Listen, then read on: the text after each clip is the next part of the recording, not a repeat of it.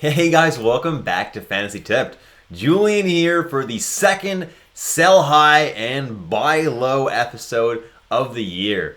This is the episode where I suggest, guys, that you might want to sell in a trade from your team if they're maybe overproducing than what they can normally do, and buy guys that might be underproducing a little bit, so that later on in the season, when they turn things around, you get great value out of your trade and improve your team for the fantasy hockey playoffs. Before we jump into it, guys, please leave a like and hit that subscribe button if you haven't already, and be sure to go down in the description and check out my Patreon if you want to take your support to the next level, guys. I offer some pretty nice perks, like being able to DM me whenever you need help. You have a fantasy hockey question, I'm there for you. And that's just at the lowest level tier, with just $3 Canadian per month. So now let's jump into some players that you can consider selling high on. And the first one is a guy who I suggested in my preseason content, and he is absolutely living up to the hype that I gave him, and that is Sam Reinhart. He started off the season red hot, and he seemingly has not really slowed down that much. He's still scoring lots of goals, getting plenty of points, and is rank 11 around that in most leagues, which is absolutely crazy. He's been that good, and nobody expected him to be that good, obviously. Now, I own him in a couple of my leagues, obviously, because I obviously suggested him in my preseason content. So, he's not a must-sell, obviously. Like, he's not going to fall off a cliff and just be a completely useless fantasy player. I think he's going to be pretty good for the rest of the year, but he's not going to be this good. So if you can get someone who's like a legitimate top-tier talent, I would absolutely go for it for Sam Reinhart. The reason that I'm telling you guys that his production might be a little bit unsustainable is because his shooting percentage right now is 26.5%.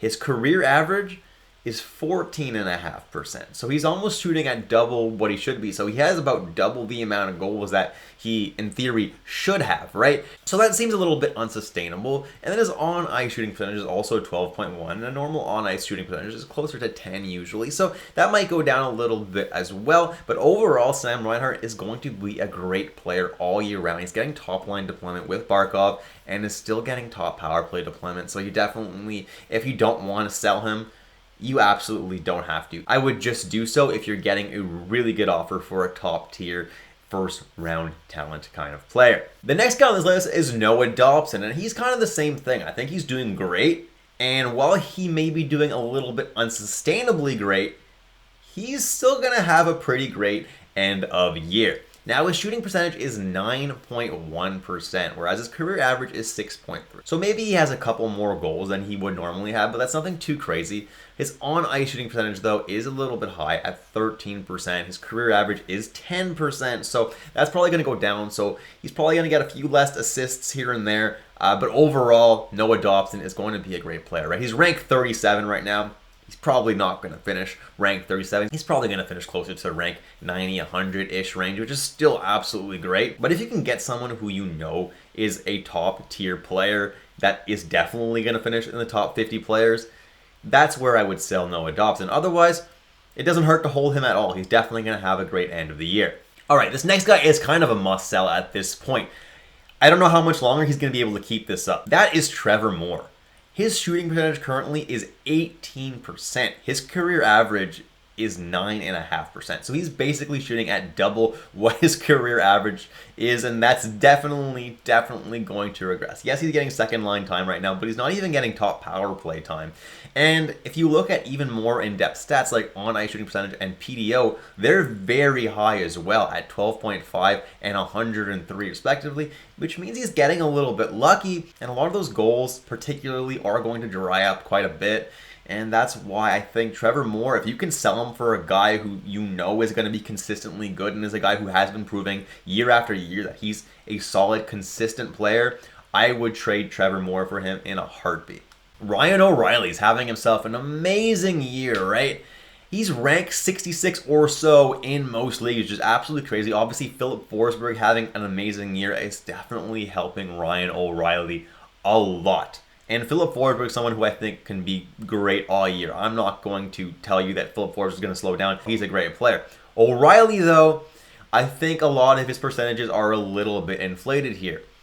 He's, in his 30s at this point, early 30s, but still, he's not in the prime of his career.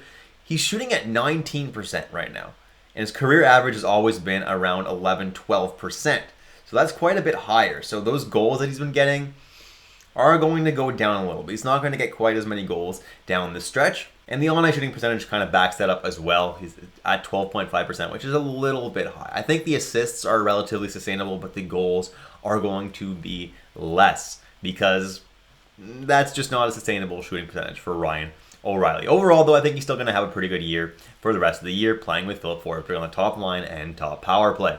Next guy on this list for sell high is Brock Besser, and if you don't agree with this one, I'm going to tell you why you should be agreeing with me here. He's currently shooting at 24.7%, which is an incredibly high shooting percentage. He's scoring basically 1 out of every 4 shots, which is very, very high. Nobody does that in the NHL. It's pretty rare to see that, consistent over the entire season.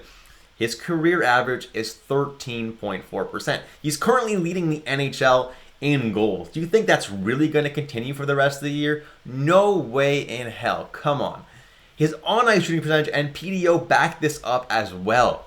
His on-ice shooting percentage is 16.7%, which is insanely high. Yes, that career average on-ice shooting percentage is actually pretty high at 12%, but 16.7% is still a lot higher than 12%. He is going to regress, and the PDO, which is a measure of luck, supports that as well. A player should always have a PDO of about 100. If you're above 100, you're getting lucky. If you're below 100, you're getting unlucky. This guy's at 109, which is way above 100, which means he's getting super, super lucky. Now, a lot of that luck can be attributed to the really good power play, and I do still think that power play is going to be really, really good for the rest of the year. So by the end of the year, he's definitely going to have probably a career year here, but at the same time, he's going to slow down, guys. And if you can sell him for someone who, maybe is struggling a little bit, like a Matthew Tkachuk, you absolutely should do that because Brock Besser is absolutely killing it right now, leading the NHL in goals. So people will buy him from you for just about anything right now, and you should be selling. My first buy low candidate is John Carlson. Now, John Carlson has been kind of a disappointment this year. He hasn't been that bad,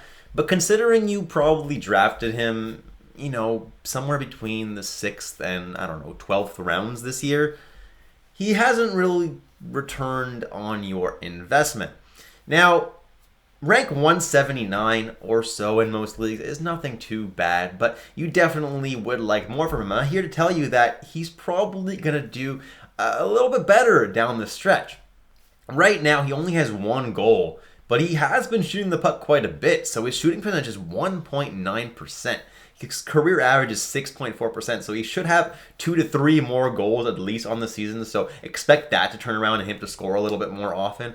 And then his on-ice shooting percentage is low as well at only 8.4%, whereas his career average is 11%. So I'm expecting him to get quite a few more assists as well down the stretch, and the PDO kind of illustrates that as well. It shows that he's kind of getting unlucky right now with only a 98 PDO. So I think John Carlson, while he may not be a top 100 player, he might be pretty close to that by season's end. So he's definitely going to have a better end of year than the start of year he's had so far. I still think he's a pretty good player, and you should be buying him if someone's a little bit frustrated with him right now, because you probably won't have to give up too much for John Carlson right now, but he's a very consistent defenseman and has a pretty safe floor night in and night out. The next buy low candidate I have is Nico Hischier, and his stats this year are pretty much in line with what he's able to maintain. He's had a pretty good year, but he's been injured, which is why his rank is so low. So try to grab him now, although he has heated up, so it might be hard to do now that he's really started to heat up and do well. Nico Hischier is not really a brand name, though, so if you can grab him now while he's just starting to break out a little bit, you might want to do so, because this is the kind of pace that he actually can maintain for the rest of the year. He's a phenomenal player. He's going to get really great deployment in New Jersey, and he's someone that you should be buying low right now on. The next guy I would buy low on right now is Brandon Montour. Now, he's come back from a very, very long-term injury, and it takes some time to recover from long-term injuries. He's got to get back into game shape. So through 10 games, he's only got 2 assists. But the positive thing is he is getting that top power play time in Florida still. I think they still believe in this guy and that he can have an amazing career year like he did last year. He's definitely not looking encouraging. Obviously, his shooting percentage is 0% right now. He doesn't have a goal. And his on-ice shooting percentage is only in the 9.3 range. And last year it was 11.5. So there's definitely some room for him to grow. He is going to have to start contributing on that power play, though. When he does start doing that, his value is going to be much, much higher. And you could probably buy this guy for just about nothing right now. You don't have to give away much to get Brandon Montour in a trade right now. If you can do that, go for it. There's a small chance that he just doesn't manage to hit those kind of numbers that he did last year. That's why I wouldn't give up too much for Montour. But personally, I believe in Montour, and I think he's going to have a nice season. Give him a few more games, guys. He's probably going to look a lot better. He was out a long time with that injury, and the more games he plays, the more comfortable he's going to be, and the better he's likely going to be as well. Next guy I have on this list is Miro Heiskanen, and I'm actually legitimately worried about Miro Heiskanen. I don't know if he's going to turn things around. His underlying numbers are a little bit low, but they're nothing too crazy, right? His shooting percentage is 2.3%. His career's 5.2. It's not really a big deal, though, because he'd have 2 goals instead of the 1 he has, so that doesn't change much. His on-ice shooting percentage is 10.9, which is slightly lower than last year when he had his first power play 1 opportunity with Klingberg leaving the team. And he only shot at 11.9 last year on-ice shooting percentage. So it's not a huge difference. So I'm not really expecting that big of a jump from Miro Heiskanen. Obviously, the deployment is there. I just think Dallas as a whole is not scoring as much this year. He's not shooting as much. He's just not getting the same opportunity he really had last year to shine offensively, unfortunately. Now, Miro Heiskanen is still someone that I believe can turn it around to a degree. But I'm not giving up a whole lot for him. If you need a solid, third or fourth defenseman for your team, you could pretty much give up very little for Miro Heiskanen. Yeah, he hasn't been very good, but at least he's fairly consistent. He's always going to get you a pretty safe floor with a few peripherals and perhaps an assist. If that's what you're looking for, go ahead and buy Miro Heiskanen, but don't offer too much for him. And finally, guys, my last buy low candidate is Matthew Tkachuk. Now, this guy is someone that I'm definitely looking to buy right now. Every number that I'm looking at for Matthew Tkachuk is pointing to him turning things around. Now, people are frustrated with him. I know, but he hasn't even been that bad. He's ranked 92 or so in most leagues. Obviously, not what you were expecting from your first or second round draft pick, but his shooting percentage right now is 3.9%. His career average is 13. That's basically a quarter of his career average. So goals are going to be coming for Matthew Tkachuk. Yes, it's a little frustrating that he hasn't been scoring a lot, but those numbers are telling me that he is definitely going to start turning it on and scoring plenty of goals. He's on a great line with Bennett and Verhaeghe, as well as top power play deployment. Matthew Tkachuk's getting every opportunity, and he's definitely going to start turning things around. Try to lowball offer for Matthew Tkachuk right now, because a lot of owners of him are quite impatient. So if you can steal him from someone for a lot less than he's worth, that's a really, really great idea. And that's it, guys. Thank you so much for watching this video all the way through. If you enjoyed it, please leave a like and hit that subscribe button if you haven't already. Thanks so much, guys, and best of luck if you're planning on making any trades involving these players. I'll catch you in the next episode of Fantasy Tips.